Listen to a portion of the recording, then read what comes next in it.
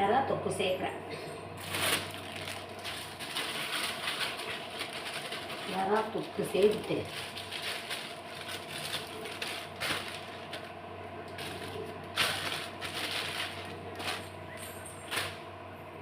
Clean பண்ணி தான் வாங்கிட்டு வந்திருக்காங்க. உள்ளே எதுனா இந்த குடல்லாம் எடுக்கணும், இந்த கருப்பு கலரில் இருக்கிறது. அதை நம்ம இப்படியே எடுத்துடலாம், இந்த அவுட்டர்லேருந்தே இப்படியே எடுத்துடலாம்.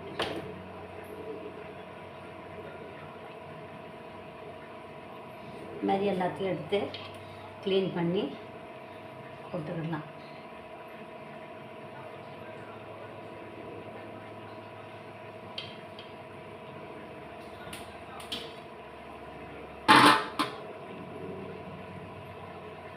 இப்படி இழுத்தாலே வந்துடும்.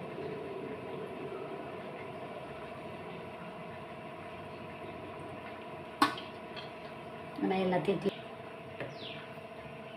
இந்த பின்னாடி இருக்கிறது எடுக்கிறது தான். இது லைட்டாக அப்படி ஹோல்ஸ் பண்ணிவிட்டு இழுத்தாலே வந்துடும். வந்துச்சா இது மாதிரி நம்ம எல்லாத்தையும் க்ளீன் பண்ணிக்கிடணும்.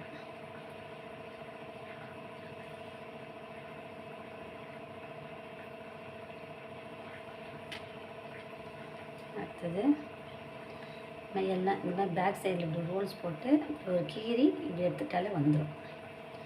அந்த பின்னாடி இருக்க கருப்பு கூட ஈஸியாக வந்துடுச்சு. அவ்வளோதான், இன்னும் ஈஸியாக நம்ம க்ளீன் பண்ணிடலாம். பின்னாடி இருக்கிறது எடுக்கிறதான் பெரிய.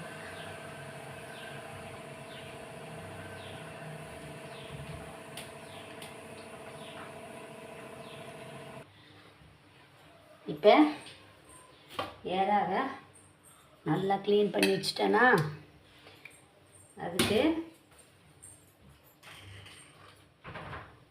சாம்பார் வெங்காயம், கண்டிப்பாக சாம்பார் வெங்காயம் தேவை. இல்லை பெரிய வெங்காயம் யூஸ் பண்ணாலும் யூஸ் பண்ணிக்கிடலாம். நான் இதுக்கு சாம்பார் வெங்காயம் தான் சேர்த்துக்க போகிறேன். அடுத்தது இஞ்சி பூண்டு. நீங்கள் எறா எவ்வளோ வச்சுருக்கீங்களோ அதுக்கு தகுந்த மாதிரி இஞ்சி பூண்டு.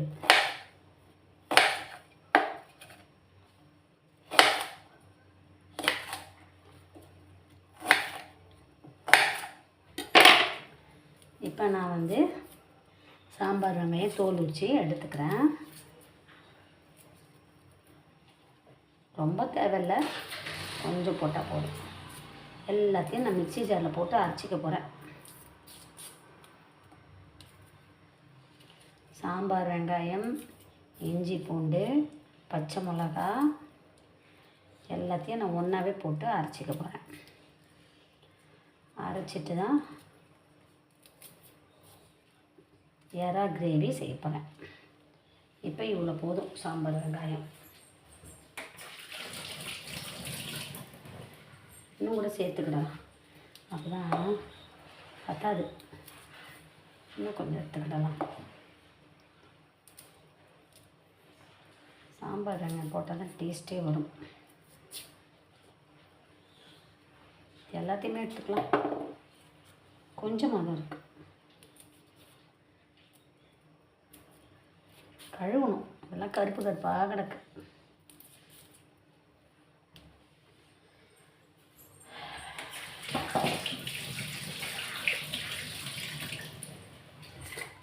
இப்போ இஞ்சி பூண்டு, 2 பச்சை மிளகா, சாம்பார் வெங்காயம் இவ்வளோத்தையும் ஒரு மிக்ஸி ஜாரில் போட்டு அரைச்சிக்கிடலாம்.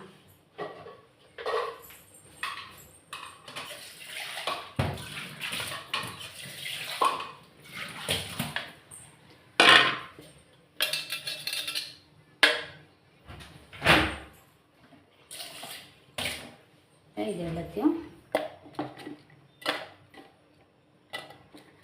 அரைச்சி எடுத்துகிட்டு வரேன். நல்லா நைஸாக அரைச்சி எடுத்துட்டேன்னா அடுத்தது ஒரே ஒரு தக்காளி தான் போடணும், ரொம்ப தக்காளி போடக்கூடாது. ஒரு தக்காளி அப்புறம் தக்காளி தொக்கு மாதிரி ஆகிடும். ஒரு தக்காளியை ரொம்ப சின்னதாக அரிஞ்சு வச்சுக்குவோம்.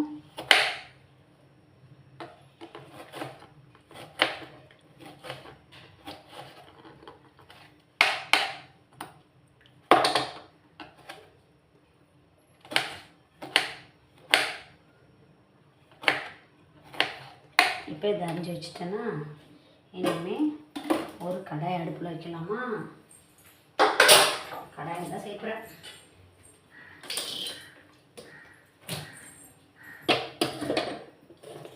Stove on பண்ணிவிடலாமா?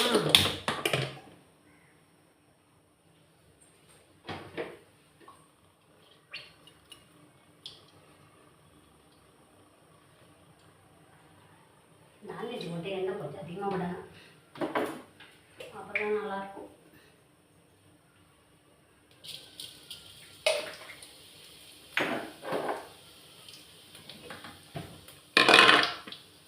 அரைச்சி வச்சதை போட்டு ஊற்றிடும்.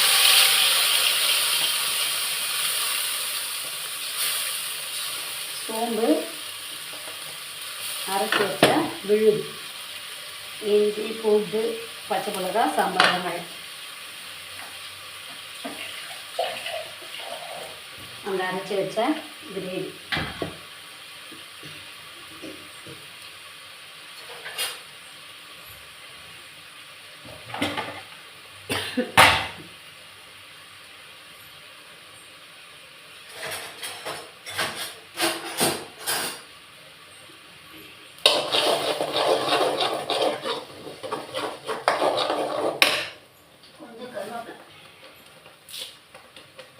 கருவேப்பிலாம் கழுவிட்டு யூஸ் பண்ணணும்.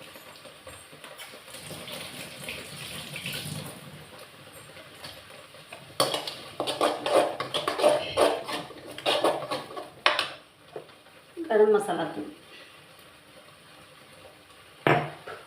தனி மிளகாத்தூள்,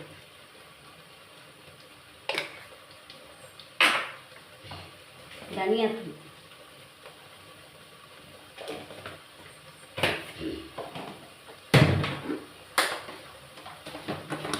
குழம்பு மிளகாத்தூள்,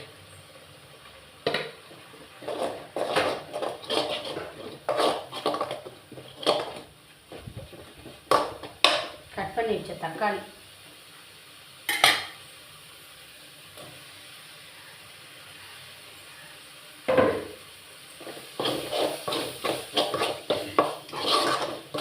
எல்லாம் நல்லா வதங்கட்டும்.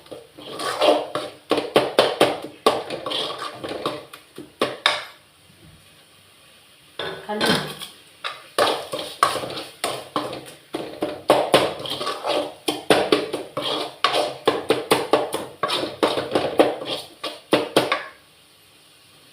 தக்காளி நல்லா மசிஞ்சிடுச்சு. இப்போ நம்ம கழுவி வச்சிருந்த இறாவை போட்டுக்கோமா.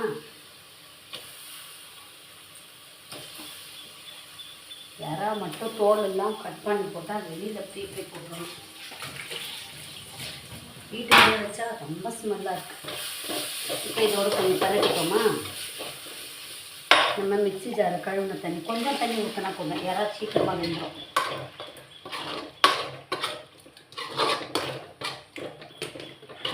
கிரேவியான இறா கிரேவி ரொம்ப சிம்பிள் தான். இப்போ இது நல்லா வெந்து இந்த தண்ணி வற்றட்டும்.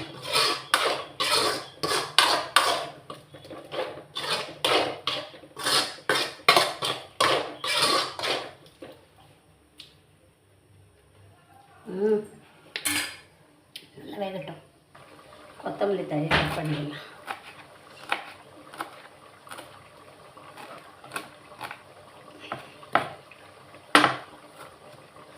இதை போட்டு இறக்கிட வேண்டியதுதான். சுவையான இறா கிரேவி தயாராகிடுச்சு. சிம்பிளாக தான், ரொம்ப வேலைலாம் கிடையாது. இறா சீக்கிரமாக வெந்துடும், கொஞ்சமாக தண்ணி விட்டாலே போதும். இப்போ இதை மிக்ஸ் பண்ணி விட்டுருமா. இது நல்லா கொஞ்சம் கெட்டி பதத்துக்கு வந்த உடனே நம்ம இந்த கொத்தமல்லி தழை போட்டு இறக்கிற வேண்டியதுதான். இறா கொஞ்ச நேரத்தில் சுருண்டுது.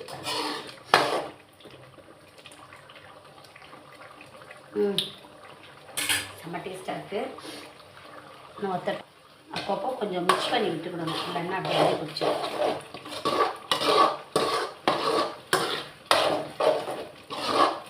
இல்லை மிளகுத்தூள் கூட போட்டுக்கிடலாம் இறக்கும் போது. நானும் இருக்கிறத வச்சு செஞ்சுக்கிறேன். மிளகுத்தூள்லாம் இல்லை, போட்டுக்கலாம். பட்டை லவங்கம் போட மாட்டேன், ஏன்னா அப்புறம் இறா வாசனை வராது பட்டெல்லாம் வந்துட்டா.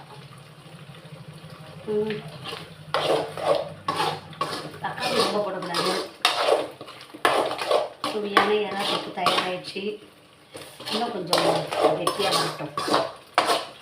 கொஞ்சம் கிண்டி விட்டுட்டே இருக்கணும்.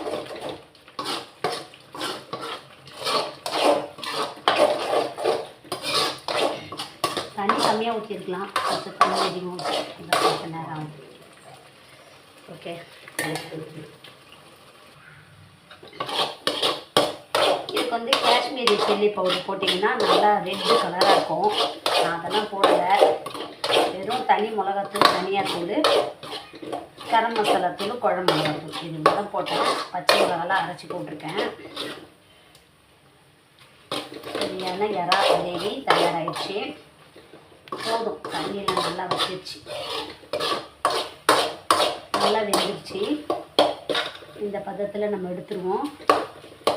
அதுதான் நான் தக்காளி நிறைய போடலை. இதில் வெறும் இஞ்சி, பூண்டு, காஞ்ச மிளகா, சாம்பார் வெங்காயம் இதான் போட்டிருக்கேன். இப்போ இது ரெடி ஆகிடுச்சு. இதை இறக்கி வச்சுட்டு ஒயிட் ரைஸ்க்கு சாப்பாடு எடுத்து வைப்போமா. அதான் இந்த சாப்பாடு ஆகிறதுக்குள்ளே நான் என்ன பண்ண போகிறேன், வெல்லம். அப்போ தான் இது டேஸ்டியாக இருக்கும். சுவையான எறா தொக்கு தயாராகிடுச்சு. எறா கிரேவி, எறா தொக்கு செம்ம டேஸ்ட்டாக இருக்குப்பா. நீங்களும் செய்து சாப்பிட்டு பாருங்கள். உங்களுக்கு இந்த எறா கிரேவி பிடிச்சிருந்தா சேனலை லைக் பண்ணுங்கள், ஷேர் பண்ணுங்கள், சப்ஸ்கிரைப் பண்ணுங்கள். தேங்க்யூ.